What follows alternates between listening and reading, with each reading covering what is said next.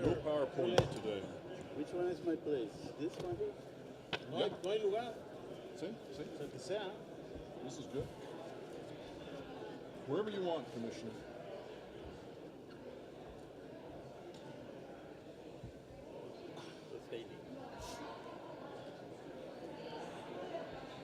Let me say something. Yep.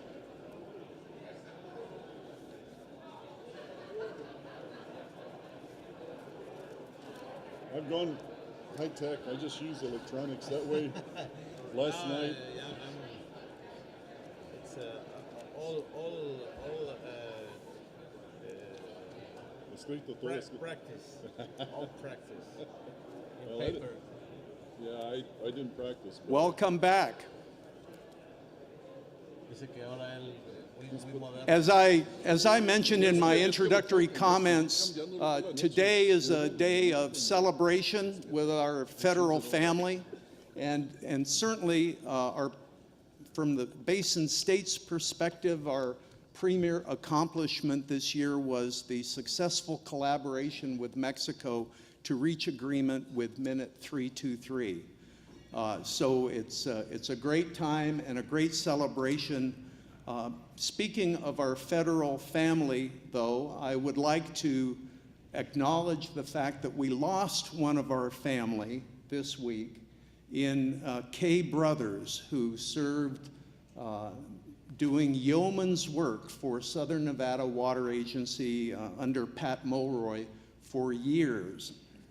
And for those of us who were involved in interim surplus guidelines discussions and interim guidelines 2007 shortage sharing discussions, Kay Brothers left a huge impression, positive impression on us, and she really served the interest of Southern Nevada Water Authority in a big way. So I'd just like us all to remember that member of our family who has passed. But for our ongoing celebrations today, in order to celebrate Minute 323, it's my pleasure to recognize our panel today. The first, I'll list them in order of how they will present. And the first speaker will be Dr. Roberto Salmon Castello. He is the commissioner of CILA, which is Comisión Internacional de Límites y Agua. I think that's correct. And secondly will be Edward Dracena, who is the United States International and Boundary Water Commissioner. And the third speaker is the subdirector of CONAGUA, very important person from Mexico City, Victor Alcocer. And thank you. And at this time, I'll turn it over to Dr. Salmon, and we'll launch this celebration.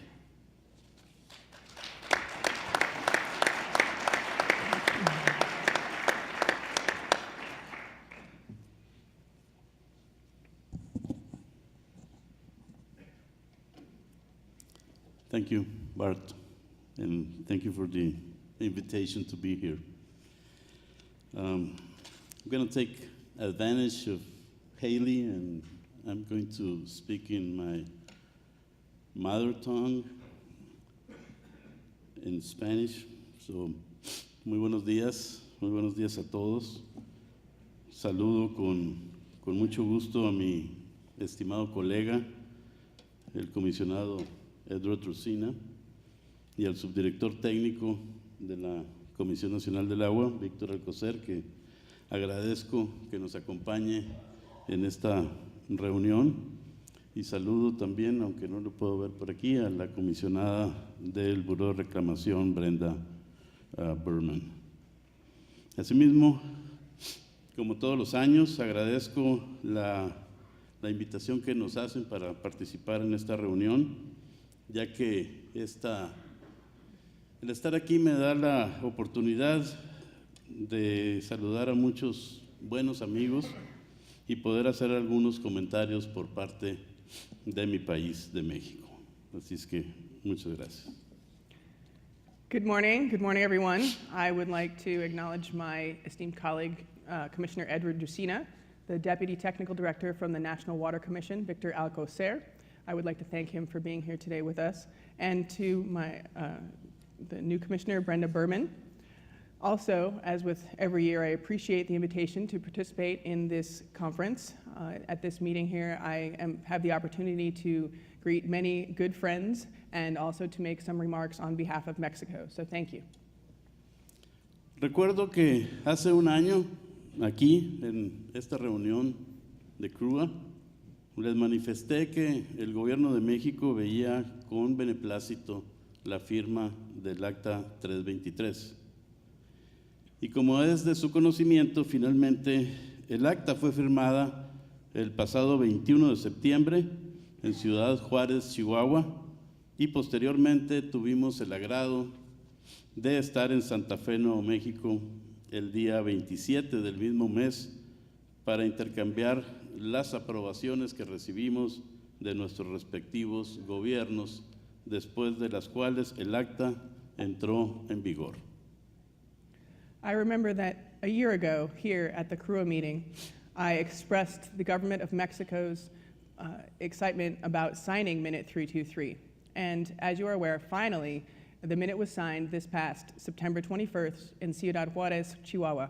And then we had the pleasure of being in Santa Fe, New Mexico on the 27th of September as well, to exchange the approval letters that we received from our respective governments, upon which the exchange of those letters meant that the minute would enter into force. Desde hace 10 años, en el 2007, México y Estados Unidos iniciaron una nueva época de cooperación en los asuntos del río Colorado. Y desde entonces, poco a poco, hemos venido fomentando esta relación, cuyas bases se sustentan en la confianza, la transparencia y la determinación de lograr acuerdos que beneficien a los dos países. Además de las actas 316 a la 319, el acta 323 es la quinta acta que se desprende de este proceso y representa el elemento más reciente que añadimos a la construcción y fortalecimiento de nuestra relación bilateral. 10 years ago, in 2007, Mexico and the United States began a new era of cooperation on Colorado River issues. Since then, little by little, we have been strengthening this relationship, the basis of which is founded upon trust, transparency, and the determination to reach agreements that benefit both countries. In addition to minutes 316 through 319, minute 323 is the fifth minute to come out of this process, and it represents the most recent tool that we have added to the construction and strengthening of our bilateral relationship. Pero así como reconocemos que hemos avanzado en el mejoramiento de nuestra relación, también debemos reconocer que esto no hubiera sido posible sin la participación de académicos, científicos, usuarios del agua, funcionarios de los gobiernos federales, estatal y local, así como de las ONGs que nos han acompañado desde el inicio de estas pláticas, en un proceso intenso que implicó que desde enero del 2008 a octubre del 2017 se llevaron a cabo 251 reuniones binacionales, 53 teleconferencias y webinars y 12 recorridos de campo. Todo esto sin tomar en cuenta las reuniones domésticas que se realizaron en cada país. But while we acknowledge that we have made progress on improving our relationship, we also want to recognize that this would not have been possible without the participation of academics, scientists, water users, federal, state, and local officials, as well as the NGOs that have accompanied us since the beginning of these discussions. In an intense process that has involved since January of 2008 to October of 2017, 251 binational meetings, 53 teleconferences and webinars, and 12 field trips. All of this does not take into account any of the domestic meetings that were held internally in each country. Como podemos apreciar, hemos tenido 10 años de intenso trabajo y de grandes logros. Pero ¿qué podemos avisorar para el futuro? As you can see, we've had 10 years of intense work and great achievements. But what can we expect as we look towards the future? Y quiero mencionar solamente 3 cosas. En primer lugar, creo que será importante mantener y hacer madurar la relación que ya establecimos. Es decir, que no se pierda lo que ya ganamos. Y con relación a esto, será importante el papel que desempeñen los grupos de trabajo encargados de implementar los acuerdos del Acta 323, ya que serán ellos los que se reúnan con mayor frecuencia. I would like to mention just 3 things. First, I think it will be important to maintain and to grow the relationship that we have already established, meaning that we should not lose what we have already gained. And in connection with this, the role of the work groups will be important. The work groups are charged with the implementation of the agreements from Minute 323, and they will be the ones who will be meeting with greater frequency. Segundo, otro aspecto que habrá que tener en mente, sobre todo para los integrantes de los grupos de liderazgo, es el de la incertidumbre de las condiciones y el estrés hídrico de la cuenca del río Colorado, que nos puede presentar retos que harán que en un futuro no muy lejano tengamos que entrar a dialogar sobre temas que no hemos explorado hasta ahora. Second, another aspect that will be important to keep in mind, particularly for the members of the leadership groups, is the uncertainty of the conditions and the hydrological stress in the Colorado River Basin, which could present challenges for us that will, in a not so distant future, mean that we have to enter into discussions about topics that have not been explored until now. Y en última instancia, un tema que es más del ámbito doméstico mexicano, pero que es importante mencionar aquí, es que en el 2018 tendremos elecciones en México y esto implica que para septiembre tendremos un nuevo Congreso y para el 1 de diciembre un nuevo presidente y nuevos integrantes de la Administración Federal. And lastly, a topic that is more an internal Mexican domestic matter, but is important to mention here, is that in 2018 we will have elections in Mexico.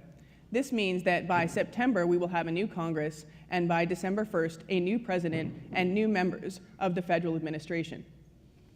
Finalmente, quiero terminar mi intervención recalcando que es importante buscar mantener y fortalecer la relación bilateral, que es preciso tomar acciones sin perder la visión a largo plazo y que sobre todo debemos procurar la sustentabilidad de la cuenca del río Colorado. Lastly, I would like to conclude my remarks emphasizing that it is important to maintain and strengthen the bilateral relationship, that actions must be taken without losing sight of the long-term vision, and that above all, we must seek sustainability in the Colorado River Basin. Muchas gracias. Thank you.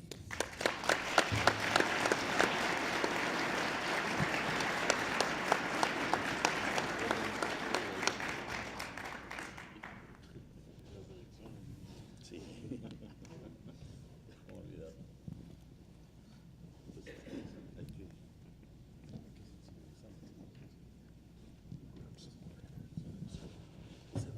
Así no.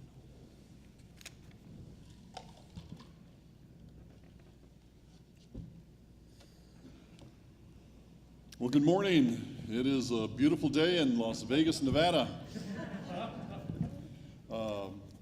Let me just start off by saying it is not only a beautiful day here in Las Vegas, Nevada, but it is a beautiful day throughout the southwest part of the United States, the northeast portion of Mexico, the north and northeast. And it's because of the great cooperation that we have been able to achieve over the last decade, actually, in probably the last 169 years that commissioners have been working together. I'd like to thank Commissioner Salmon for being such a great partner in working on issues that develop along the border. Dr. Victor Alcocer for being here with us. It's always a pleasure to see you, sir. The Mexican delegation that's in the audience, as well as the U.S.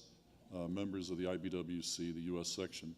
I'd like to also recognize and congratulate Commissioner Berman for her appointment. It is a great honor to have her here today to speak. I understand the activities that really led to this have taken such a long time, but it's nice that she's here today to join us, and I'm looking forward to hearing her remarks. I've had the pleasure of working with two other commissioners, Commissioner Berman, and I'm absolutely confident that that great relationship that the IBWC has with the Bureau of Reclamation will continue into the future. In years past, the Colorado River Users Association focused heavily on activities in the United States. It's been a pleasure to see the CRWUA board in recent years embrace Mexico as a key stakeholder in the basin and an important participant in this, our annual conference. Today, I want to talk about the International Boundary and Water Commission, the work that we've been doing on the Colorado River, and what we see coming in the future. Our biggest recent success is Minute 323. The Colorado River Agreement was signed in September, and this minute brings to a successful conclusion the effort that began a decade ago. That's when the Interior Secretary Kemp Thorne and Mexican Ambassador Sabkan issued a joint statement calling on the government to work through the IBWC to further the Colorado River cooperation. They said, and I'll quote this, "The United States and Mexican authorities have agreed that cooperative, innovative, and holistic measures should be considered to ensure that the Colorado River is able to continue to meet the environmental, agricultural, and urban demands of both nations." A perfect send-off for us to begin all the work that we have been doing in 251 meetings, and I don't know how many other sessions that the commissioner brought up. It doesn't seem that long ago that we kicked those off, but those two gentlemen gave us the guidance. I believe Minute 323 fulfills that charge. Minute 323 improves the U.S.-Mexico cooperation in the Colorado River management. It establishes a binational water scarcity contingency plan to take effect when the U.S. Lower Basin Drought Contingency Plan is put into effect. So, folks, let's work on that DCP. Let's get it done. It continues our agreement for both countries to take reductions when Lake Mead gets low, and correspondingly under the minute, Mexico would also receive additional water when Lake Mead levels are high. The minute also allows Mexico to defer delivery of a portion of its Colorado River allotment. This means that if there is another earthquake in Mexico, Mexico has the opportunity to store that water in Lake Mead. As conservation projects move forward, they have an opportunity to store water in Lake Mead. These actions would boost Lake Mead's elevation to the benefit of all users while giving Mexico more opportunity and flexibility in how it manages its water. The minute implements measures to address salinity, impacts the daily flow variability in deliveries to Mexico.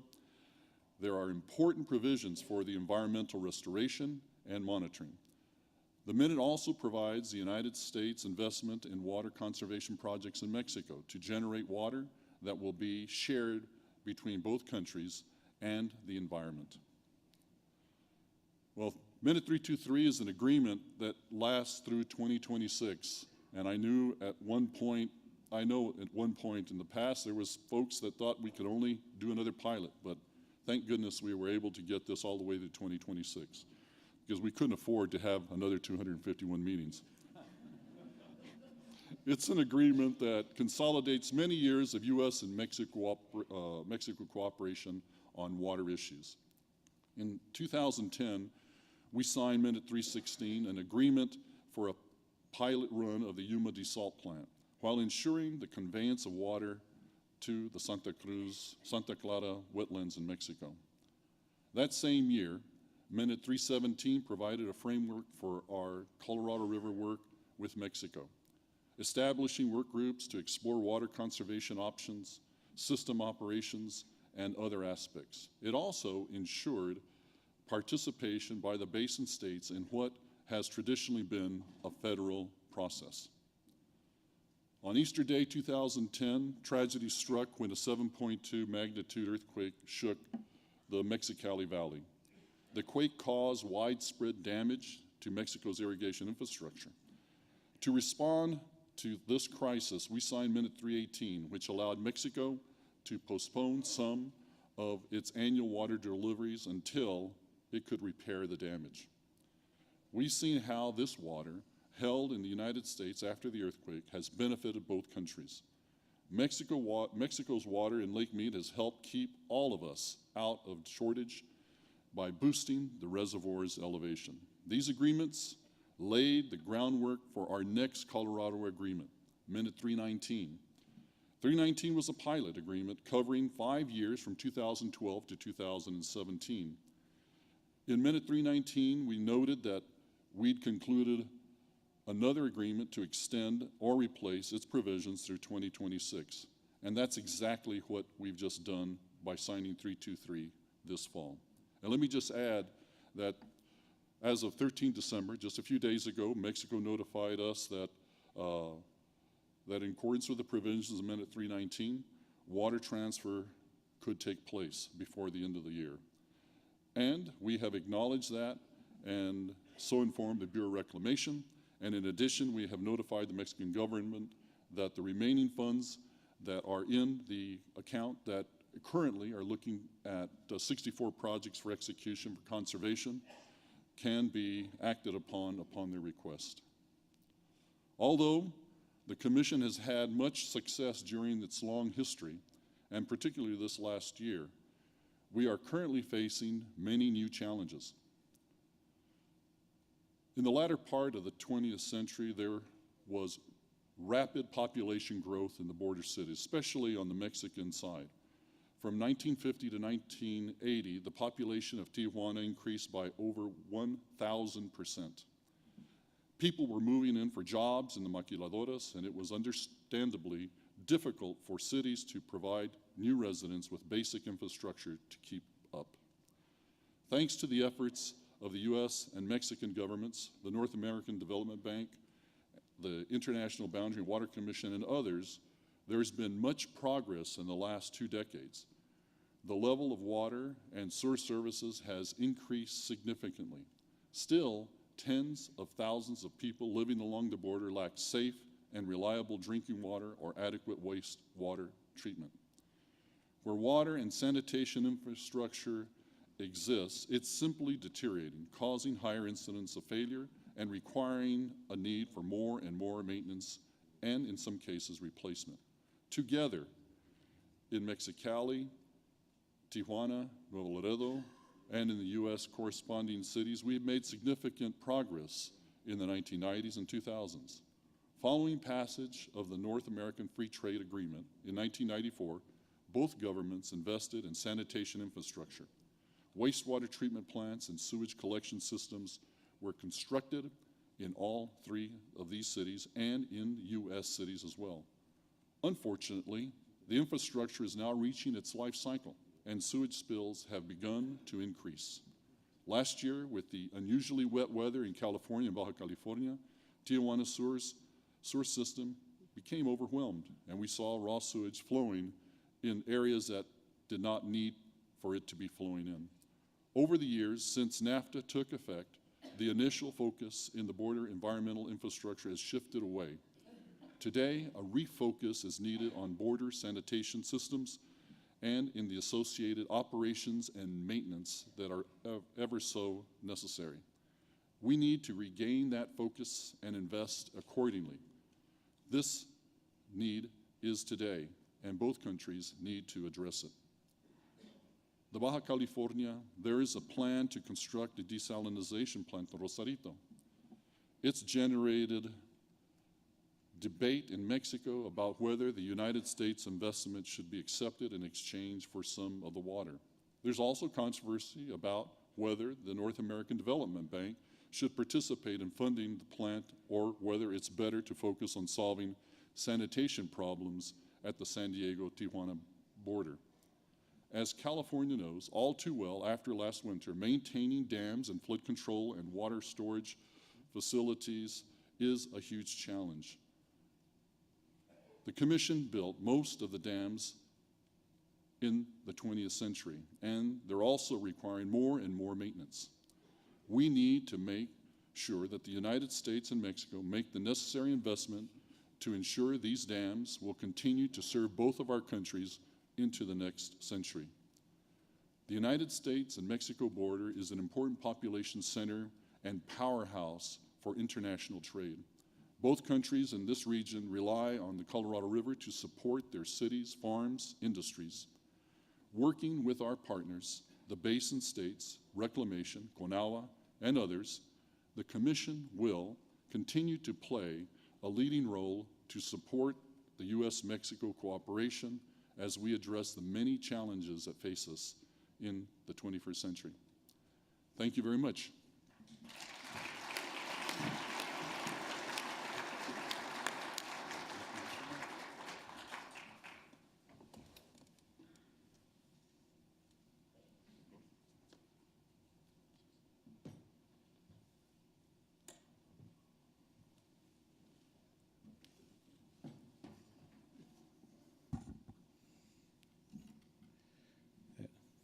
Yes.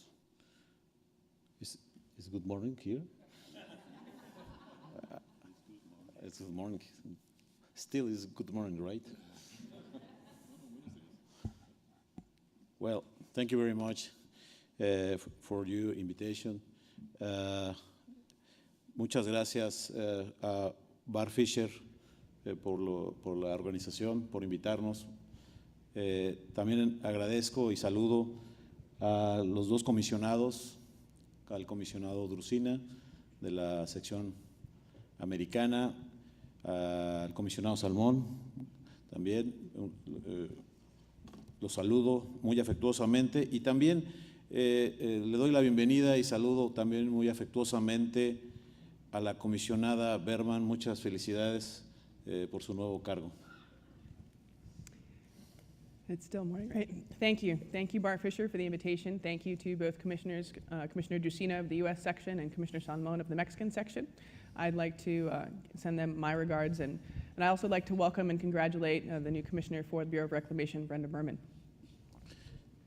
Bien, pues ya platicaron muchos detalles, la verdad, los comisionados del proceso, de las actas y de pues, lo que contiene, y especialmente del acta 323. Yo nada más con la visión que pudiera tener la Comisión Nacional del Agua de México, quisiera nada más comentar que pues sí, efectivamente, a partir del año 2015, México, a través de la Autoridad del Agua, que es la CONAGUA, en coordinación con nuestra sección mexicana, que es la CILA, la Comisión Internacional de Límites de Agua, representada aquí por el doctor Salmón, pues participó intensamente en los diferentes grupos de trabajo en lo que finalmente en aquel momento se llamaba el Acta 32X. Después, todo este trabajo se concretó el 21 de septiembre, como ya se refería, de 2017, para lo cual pues, se llamó ya finalmente el Acta 323. Pero sí quisiera mencionar algo muy importante. La fecha 21 de septiembre de 2017 pudiera parecer una fecha más.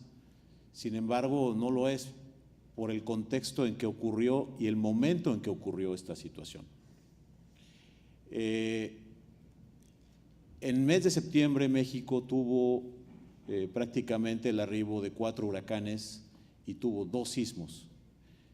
Entonces, nosotros en México vamos a recordar mucho ese mes como tal. Tuvimos, sí. Someday. Yo volteaba y no me decía nada, ¿no? Yeah, okay.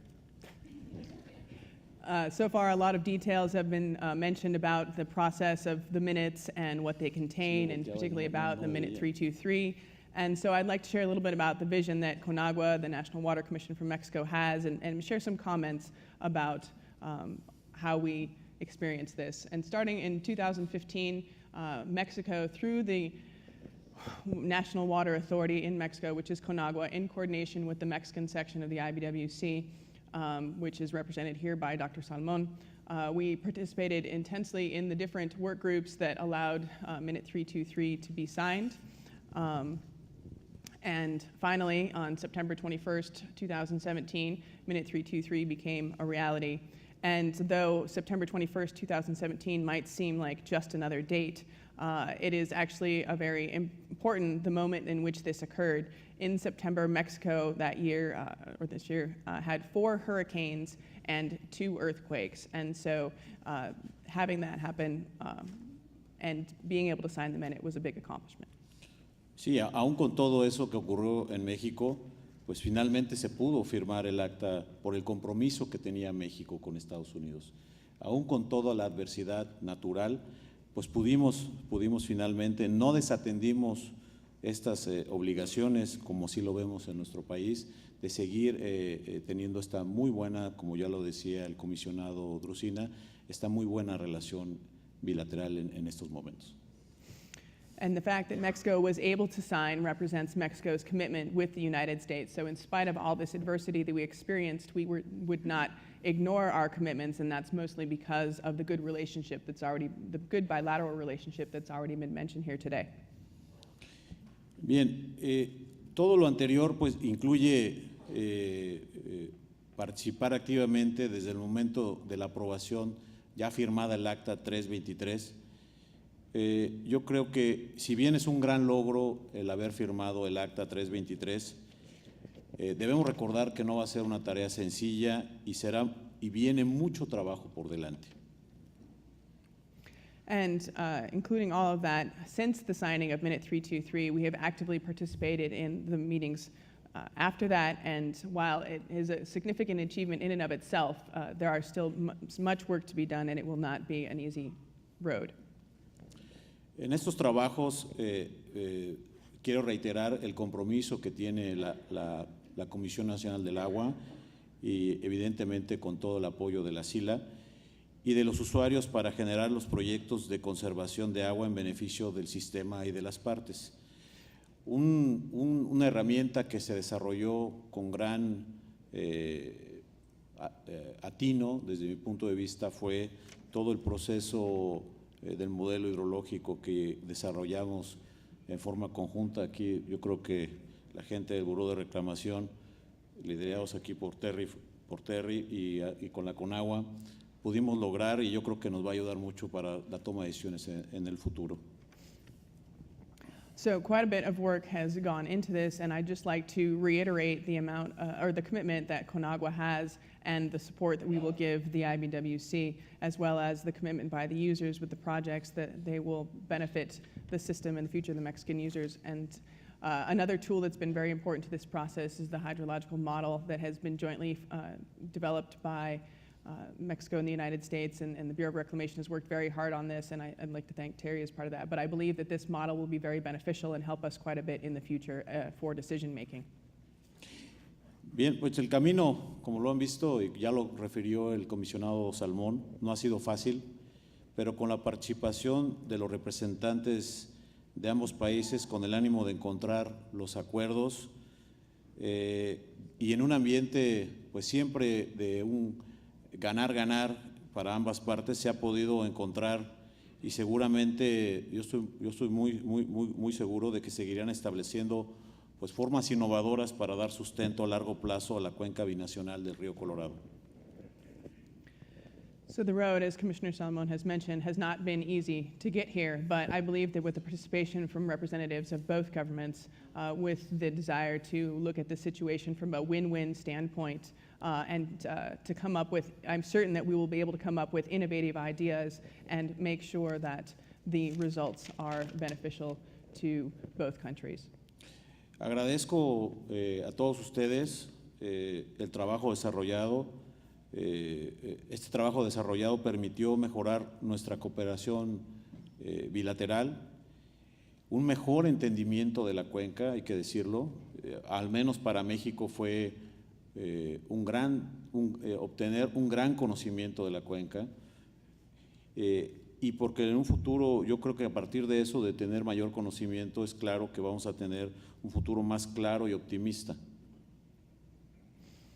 And so I'd really like to thank you for all of the work that you have done in this process, and I believe that it has helped improve the bilateral cooperation. It has also improved our understanding of basin management. In particular, Mexico has a much better understanding of how the basin operates, and that surely will lead to a future that is more clear and optimistic. Sí, sobre todo con las 251 reuniones, ¿no? Particularly those 251 meetings, right? Finalmente, hoy podemos decir que gracias al enorme esfuerzo y la experiencia técnica y diplomática también entre las comisiones internacionales de límites y aguas, la CONAGUA, el Buró de Reclamación, la Secretaría del Interior y los representantes, ustedes, los usuarios de los estados, que realmente todos de alguna manera formamos parte de esto, podemos decir que hoy tenemos la mejor relación bilateral, como ya se mencionaba, de los últimos 25 años entre México y Estados Unidos. And lastly, I'd just like to thank you for all of your efforts, as well as your technical and diplomatic expertise, those of us from IBWC and CONAGUA and Reclamation and Department of the Interior, and even the state representatives and the users. And it is because of all this that we have been able to develop the best bilateral relationship that we've had between the U.S. and Mexico in the last 25 years. Muchas gracias. Thank you very much.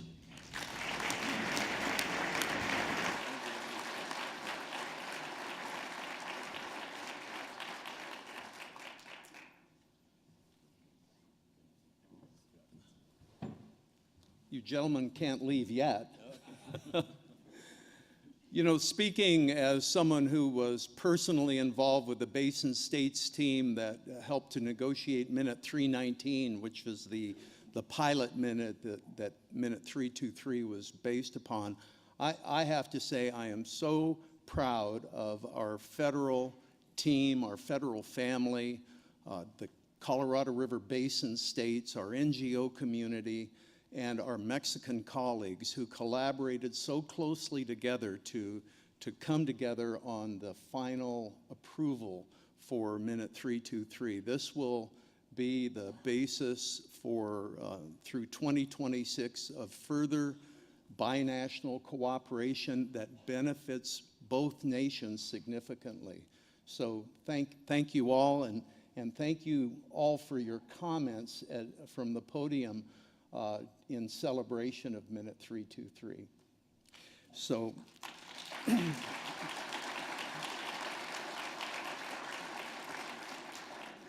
at this time, I would like to invite Jennifer Pitt from the National Audubon Society, our Commissioner Brenda Berman, and Osval, you're joining us to the podium. Thank you.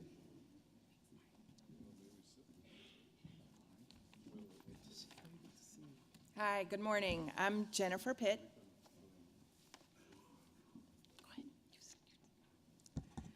Good morning, and I'm Osval Hinojosa, and we're here to celebrate the adoption of Minute 323. We are part of Raise the River, a coalition of conservation NGOs that work together to restore habitat in the Colorado River Delta and to reconnect the river to the sea. Raise the River works in partnership with the federal, state, and non-governmental partners, principally through Minutes 319 and now through Minute 323.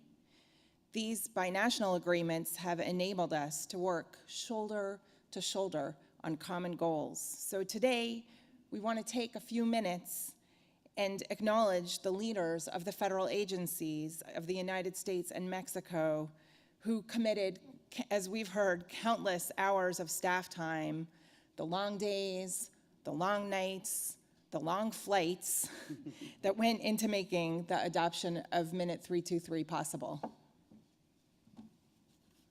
Over the past few years, representatives of both countries have taken the time to listen to each other, to really learn each other's perspectives, and to find common ground. Minute 323 has benefits for water users in both countries, benefits for all sectors, and benefits for the river itself. Raise the River looks forward to implementing many aspects of the Minute with our federal partners. Minute 323 improves the reliability of Colorado River water supply for people and for nature in the face of the inherent difficulties of the relationship between these two sovereign neighbors. Our federal leaders found a way to collaborate, and we are all better for that. So, on behalf of Raise the River, we want to express our deepest appreciation and thanks to Commissioner Roberto Salmon, as well as the entire staff of CRWUA.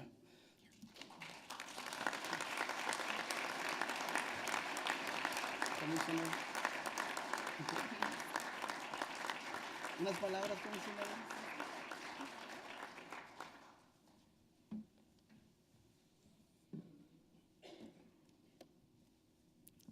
El reconocimiento dice presentado al comisionado Roberto Salmón Castelo, SILA, en apreciación y agradecimiento por su sobresaliente liderazgo en la adopción del Acta 323.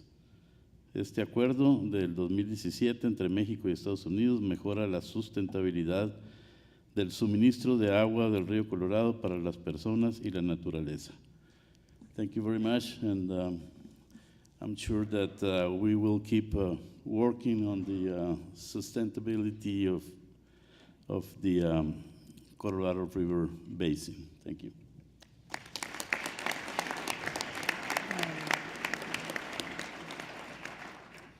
And we also want to thank Victor Alcocer and all of the team at CONAGUA that has made this possible. Doctor.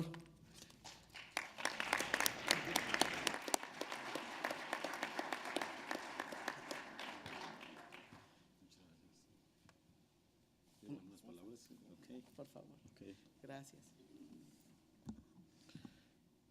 Como comentaba en el discurso anterior, realmente sí fue un gran esfuerzo llevar a cabo toda esta firma del acta, y especialmente, evidentemente, uno de los temas más sobresalientes pues, es la parte ambiental. Yo creo que podemos decir desde el acta 319 y ahora con el acta 323 que existe innovación y liderazgo en términos ambientales a nivel internacional a través de este tipo de trabajo conjunto. Muchas gracias.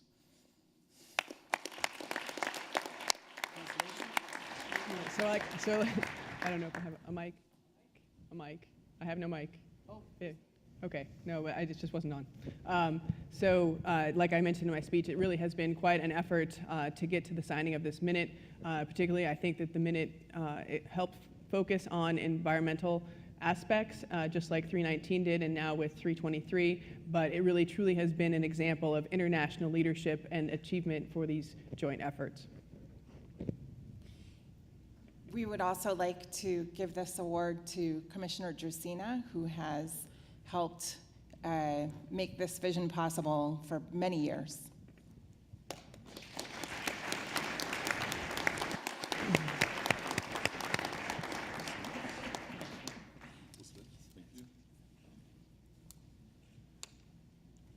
Well, it certainly was a team effort to accomplish the 5 minutes leading up to this point. So, and we had some great partners, both in the public, private, NGO community, and our success is your success. So thank you all for being so active and participating and in all of the activities leading up to Minute 323. So, and thank you all very much.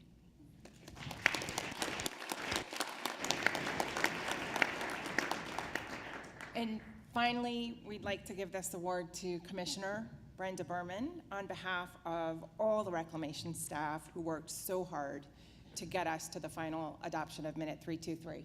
Congratulations.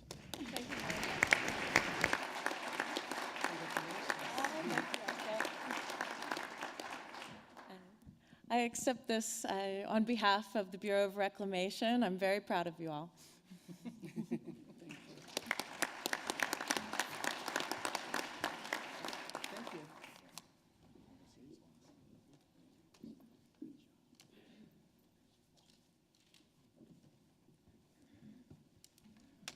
Well, what a great celebration, and thank you, Osvel and Jennifer, for contributing.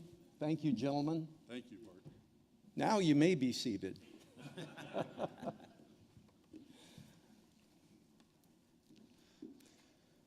Our next speaker for Federal Friday is known to almost everyone in this room. She is our friend. She is our colleague, our associate, and the first female commissioner of the Bureau of Reclamation. And it is my distinct honor to be able to introduce my friend, Brenda Berman, to address our CRWUA conference.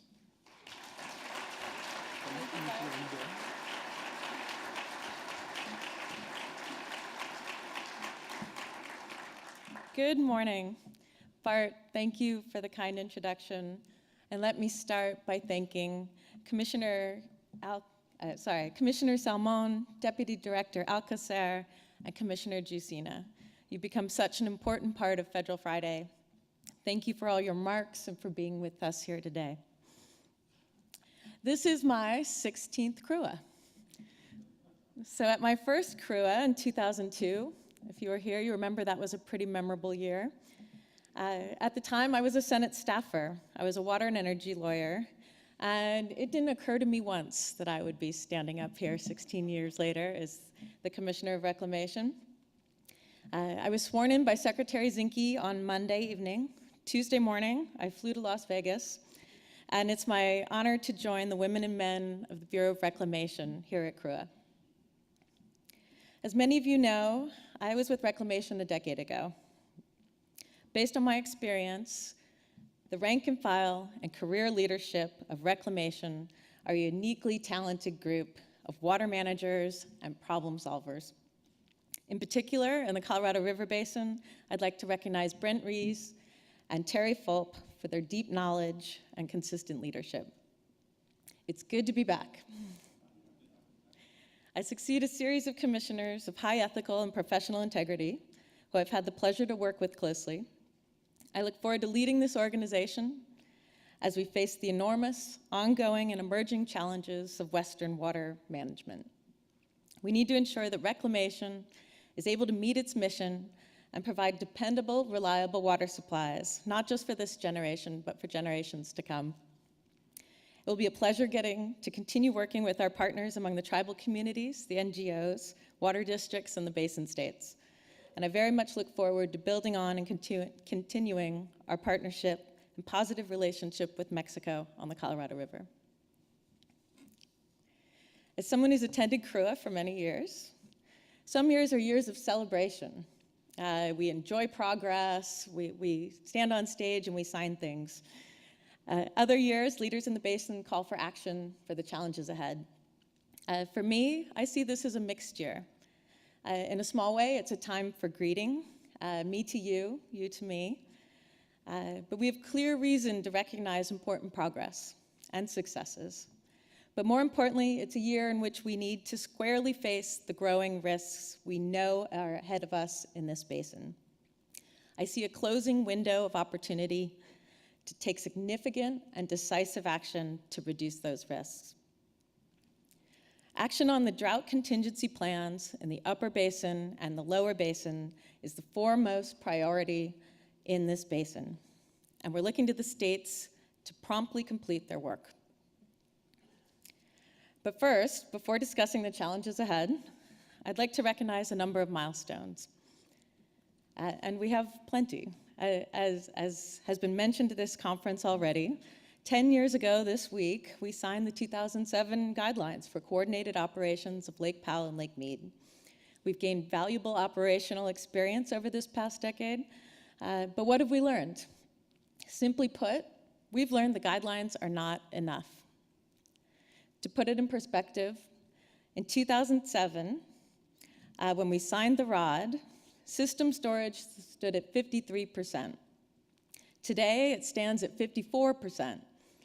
And that sounds like a victory of sorts in a drought, but these levels benefit from a number of post-2007 efforts that I'll describe in a moment here.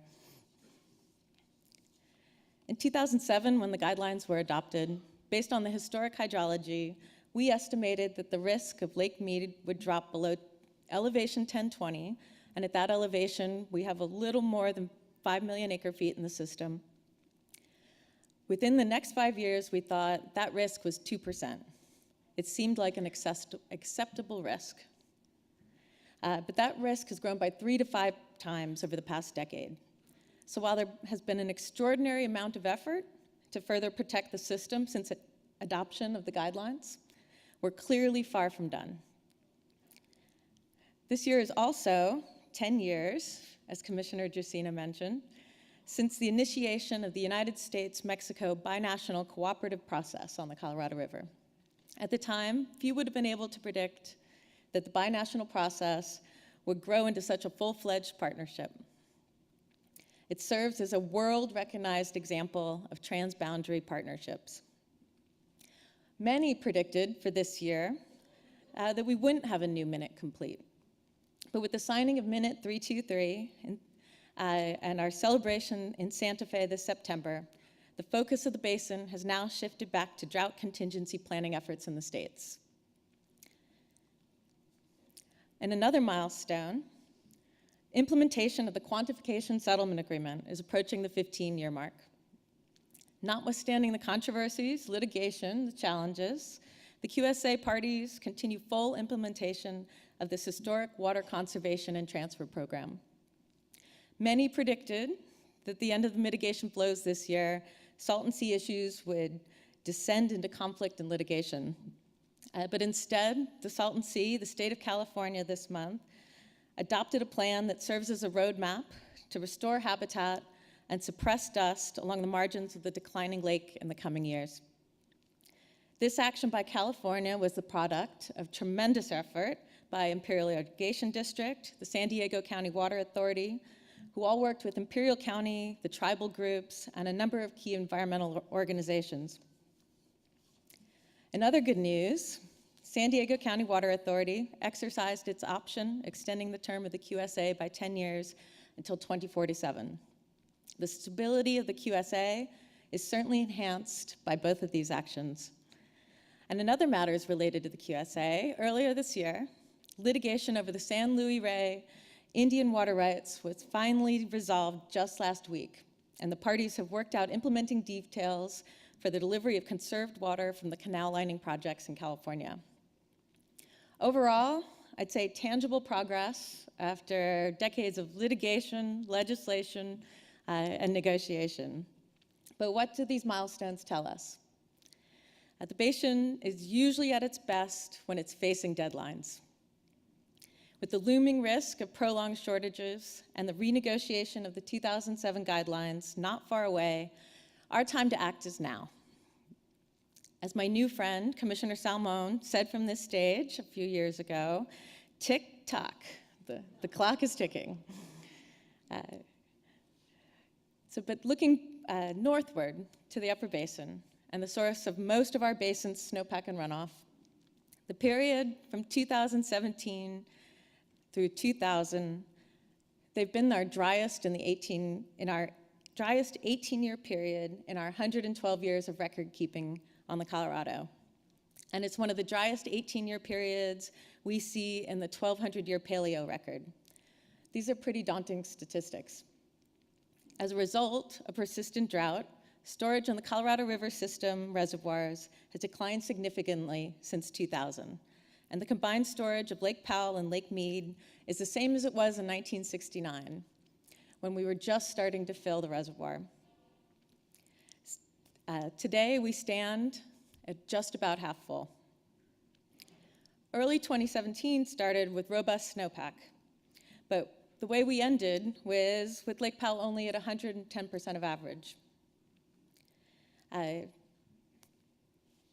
So what about this year? Current snowpack, it's at 61%. So we're watching conditions closely. But it's early. We know they could improve. It's only December. But I think it highlights that the risk this basin faces demands further action.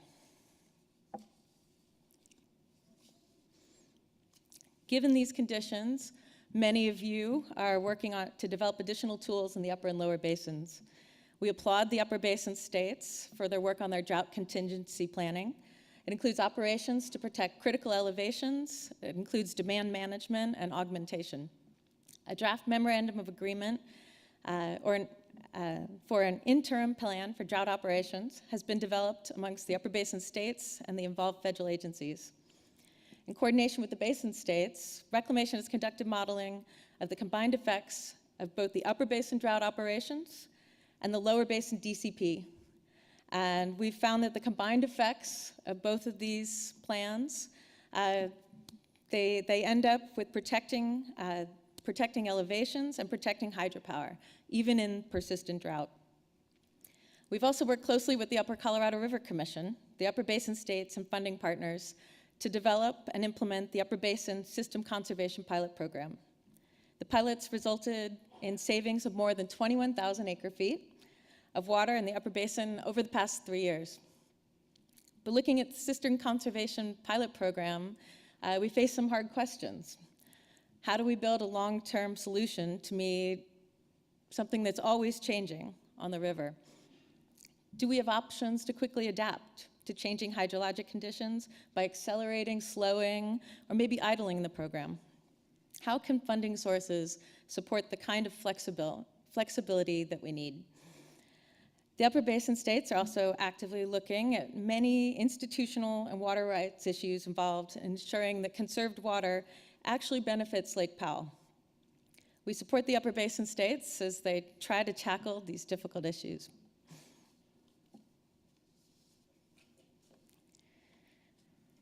Despite the modest recent improvement in system storage we've seen this year, the risk of reaching critical elevations in Lake Powell and Lake Mead over the next decade, it's unacceptably high. Current projections also show that Lake Powell and Lake Mead could reach critical levels as soon as 2021. And while there will be no shortage in the lower basin starting January 1st, there's still a 15% chance that lower basin shortage next year. And chances of those shortages grow with each succeeding year. So what are we going to do? In addition to the efforts of the Upper Basin that I mentioned just now, the Pilot System Conservation Program in the Lower Basin has conserved 117,000 acre-feet of system water. Participants in the program represent all 7 basin states, and it's comprised of agricultural, municipal, and tribal entities. With that success, Reclamation, the Upper Colorado River Commission, and the funding parties recently initiated the process to continue this program in 2018. But back in 2014, I think you'll remember, a lower basin drought agreement was signed, just upstairs, to help protect elevations in Lake Mead. The goal of the MOU was to create 740,000 acre-feet of additional volume for Lake Mead by the end of 2017. I think back then we thought it was an audacious goal. But we expect by December 31st, we will have exceeded that goal. Well done, everybody. Combined with water storage under the 2007 interim guidelines as ICS and deferred delivery by Mexico, all of these water conservation and storage activities have added approximately 1.6 million acre-feet to Lake Mead storage, equivalent to about 20 feet in elevation. So 20 feet. This volume has allowed the lower basin to avoid a shortage condition. Without these programs, either one of my predecessors, both who I think are here today, would have already or maybe I'd be here, standing here about to tell you, announcing a lower basin shortage in 2 weeks. Approximately 700,000 of this 1.6 million acre feet will have been stored or conserved in 2017, including significant amounts conserved by Metropolitan Water District in an unprecedented effort that was supported by all 7 basin states. As we had we also had new parties making contributions to Lake Mead storage. So this year, Reclamation and new funding partners, the Arizona Department of Water Resources, the City of Phoenix, the Walton Family Foundation, they all provided funding for one of 2 system conservation agreements with the Gila River Indian community this year. These are all your accomplishments, these and others. So I hope everybody's proud of what we've done this year. While these water conservation and storage activities have been successful, Lake Powell and Lake Mead clearly remain at risk. The Department of Reclamation continues to work collaboratively with our partners basin-wide to develop consensus-based drought contingency plans in both the upper and lower basins. These plans will bridge the gap until new operational guidelines can be developed by 2026 to ensure the sustainable operation of Colorado River systems for the longer term. The lower basin is developing a drought contingency plan comprised of proactive water conservation and system efficiency improvement actions that will result in additional water in Lake Mead and significant reduction in the risk of reaching critically low elevations. As Kevin Kelly said yesterday, these actions will work as an overlay to the provisions of the 2007 interim guidelines.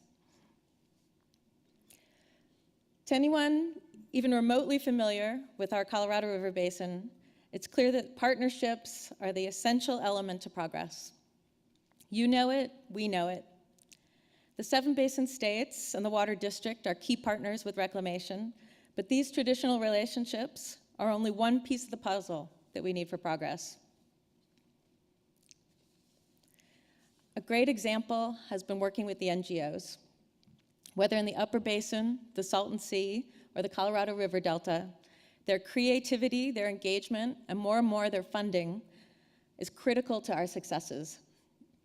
Reclamation also actively works with tribes and others in the basin to advance and implement water settlements and address the needs of Indian country.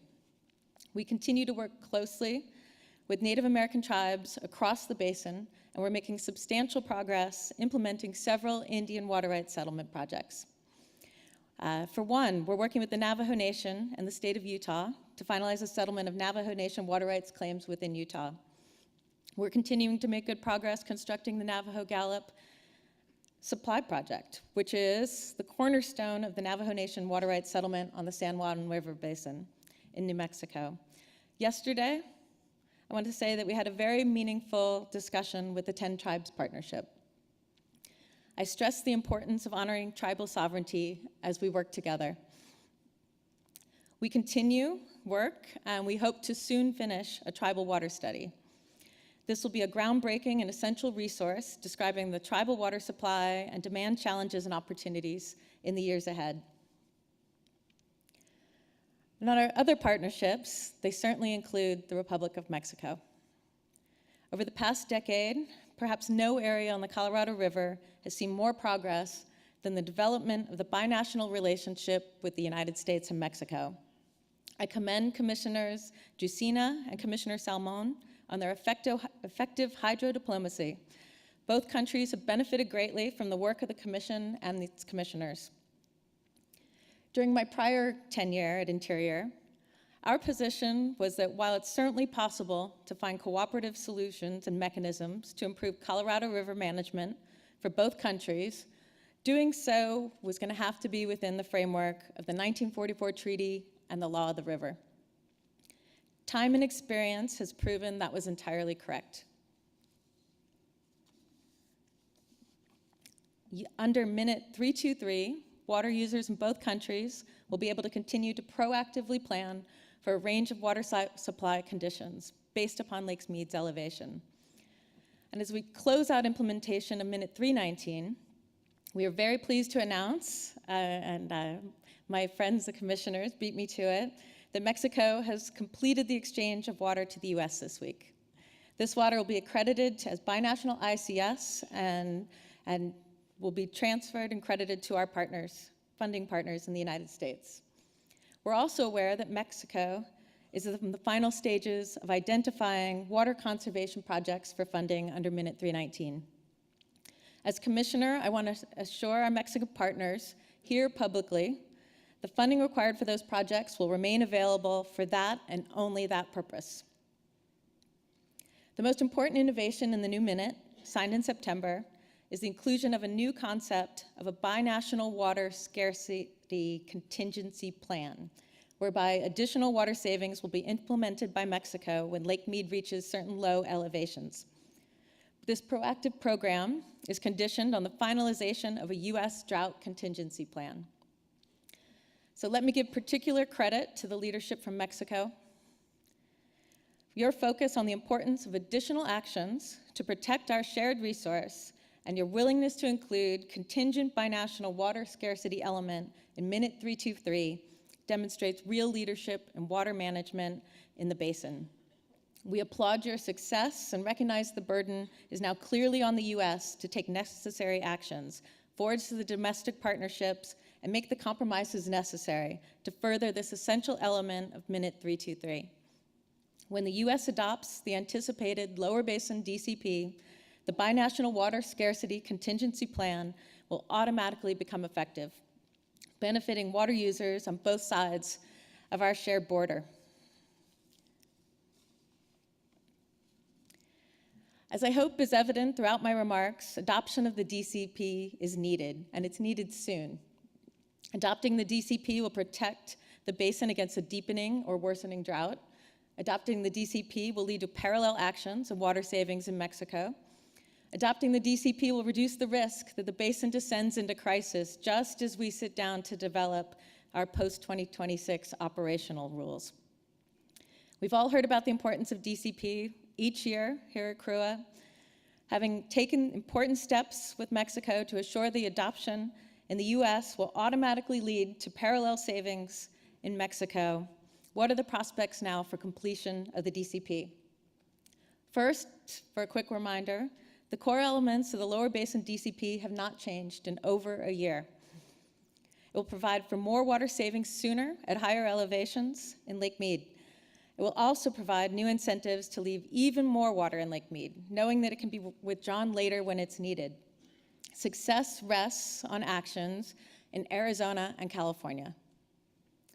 Reclamation is committed to work with both of them to help resolve and finalize a path to completion of DCP.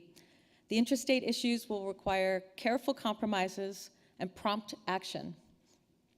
And lest I be remiss for not mentioning here our host state here at CRWUA, I can report that back in Santa Fe in September, Nevada indicated it was ready to sign on to the Lower Basin DCP, and I'll rely on those public comments. Of course, even without the DCP, with nearly $1.5 billion invested in a new deep tunnel all the way to the very bottom of Lake Mead, Nevada has its own drought contingency plan ready. The Interior Department stands ready for greater engagement, as appropriate, to help facilitate the state's progress on establishing the conditions for adoption of the DCP. As I mentioned at the start of my remarks, it is obvious that the window for adoption is closing. The probability of reaching shortage nearly triples between 2019 and 2020. So, 2018 provides an important opportunity to adopt the DCP before the Lower Basin has reached shortage. Having said that, it's clear that Interior simply can't want the DCP more than the states. For DCP to succeed, the states need to act with Interior as partners. The benefits of action, the burdens of inaction, rest squarely with the states right now. In closing, I think I'd like to say thank you all for welcoming me so warmly here at CRWUA and to Reclamation. I'd also like to thank the CRWUA leadership. I'd like to thank all the people who sit on and volunteer for those committees that make this conference such a success every year. I want to say Merry Christmas, Happy Holidays to you and your families. Travel home safely, and I very much look forward to working with each of you in 2018. Thank you.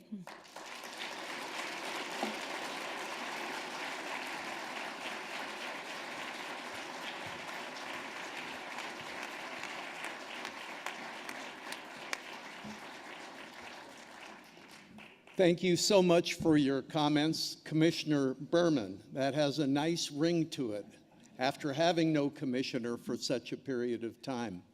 I think the message is clear for those of us who are involved in basin states governance.